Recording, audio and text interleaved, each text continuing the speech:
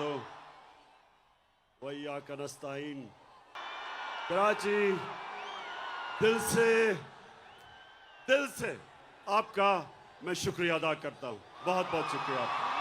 आज जो मैं आपके सामने आया हूँ, बड़ी खास बातचीत करने आया हूँ, क्योंकि मसला आपके मुस्तकबिल का है, मसला आपके बच्चों के मुस्तकबिल का है। और मुझे बड़ी खुशी है कि आज मैं सारी जगह पाकिस्तान के झंडे देख रहा हूँ, क्योंकि मसला तहरीक इंसाफ का नहीं, पाकिस्तान का मसला है। मेरे पाकिस्तानियों, साजिश एक बहुत बड़ी बैनुल अक़वामी सतह के ऊपर इस मुल्क से साजिश हुई है, और मैं थोड़ी सी खामोशी चाहता हूं आपसे कि आप मेरे से सुने कि आपके मुल्क से हुआ क्या है। अपनी कौम को यह बताना चाहता हूं कि मैं कभी किसी मुल्क के खिलाफ नहीं हूं। ना मैं एंटी इंडियन हूं, ना मैं यूरोपियन हूं, ना मैं एंटी अमेरिकन हूं। मैं इंसानियत, दुनिया में इंसानियत के साथ हूं। मेरा रब रब्बुल आलमीन है, सब इंसानों का खुदा है, और मेरे लीडर रहमतुल आलमीन हैं, सब इंसानों के लिए रहमत बन के आए थे।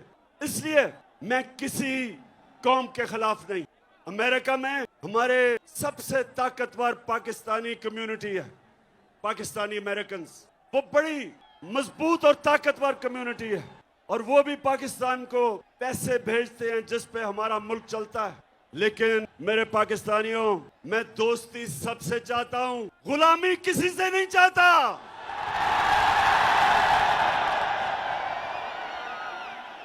मैंने, और पाकिस्तानी कौम सुन लो, ये मैं आज आपको कराची आया या आपको ये बताने के लिए, लोगों ने कहा कि इमरान खान तुम्हारी जान को खतरा है, बैरूनी साजिश भी अंदरूनी भी, माफिया बैठे हुए आपकी जान के पीछे। पाकिस्तानियों, मेरी जान इतनी जरूरी नहीं जितनी आपकी आजादी इस मुल्क को जरूरत है। ये जो साजिश हुई है, ये आपको गुलाम रखने की साजिश हुई है। एक मीर जाफर को हमारे ऊपर मुसल्लत कर दिया है।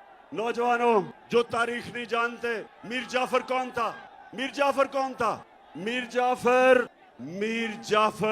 वो एक गद्दार था जिसने अंग्रेजों के साथ मिलके बंगाल का जो मुगल सल्तनत का गवर्नर था सिराजुद्दौला, उसने अंग्रेजों के साथ मिलके उससे गद्दारी की और बंगाल अंग्रेजों के हाथ में चला गया।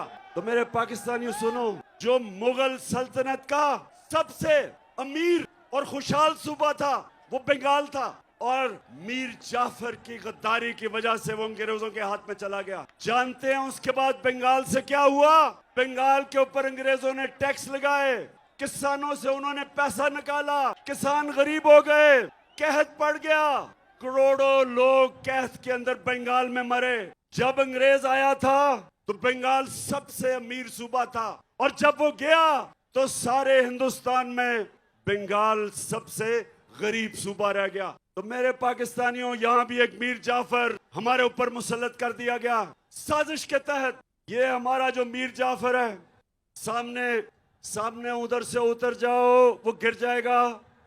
प्लीज नीचे उतर जाओ। नौजवानों, मेरी बात सुन रहे हो? नीचे आ जाओ, वहां नीचे आ जाओ, वो गिर जाएगा।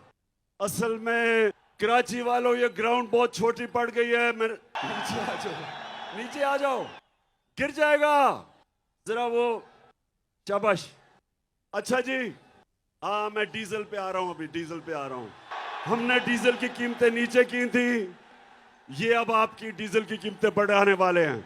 अच्छा, तो मेरे पाकिस्तानियों, ये साजिश क्या हुई? आज से 3-4 महीने पहले हमें पता चला कि अमेरिकी सफारत खाने में उन्होंने ऑपोजिशन के लोगों से मिलना शुरू किया, और जिन लोगों ने हमारे से अपने जमीर बेच के जो लौटा हुए थे, इनसे भी मुलाकातें करनी शुरू कर दी। और फिर वो कई सहाफी जो खास तौर पे इस साजिश में मुलव्वस थे, वो भी अमेरिकी में एम्बेसी में और सफारत खाने में उनकी भी मीटिंग्स होनी शुरू हो गई। एक सहाफी ने मुझे 3 महीने पहले बताया, कहता आपको पता है कि हमारे ऊपर बड़ा पैसा खर्च हो रहा है। तो साजिश तो पहले से हो रही थी। फिर फिर क्या होता है? अमेरिका में हमारे एम्बेसडर की मुलाकात होती है अमेरिकी ऑफिशियल डोनाल्ड लू के साथ, और ये सुने वो क्या कहता है। पाकिस्तानियों सुने ये क्या कहता है। वो पाकिस्तान के एम्बेसडर को कहता है कि अगर तुमने इमरान खान को, और उसे पता था कि अदम एतमाद दर्ज हो रहा है असेंबली में, टेबल हो रहा है, उसे पता था, अभी असेंबली में आया नहीं था। उधर वो कहता है कि अगर इमरान खान के खिलाफ अदम एतमाद कामयाब ना हुआ तो पाकिस्तान के ऊपर बड़ी मुश्किलों का सामना करना पड़ेगा। धमकी दी। और फिर कहता कि अगर अदम एतमाद इमरान खान के खिलाफ कामयाब होगी तो पाकिस्तान को माफ कर दिया जाएगा। पाकिस्तानियों, मुझे ये बताओ कि इससे शर्मनाक धमकी, मुझे पता था ये होना है, तो पाकिस्तानियों, इससे शर्मनाक धमकी 22 करोड़ लोगों की कौम को दी जा रही है। और किसको दे रहे हैं?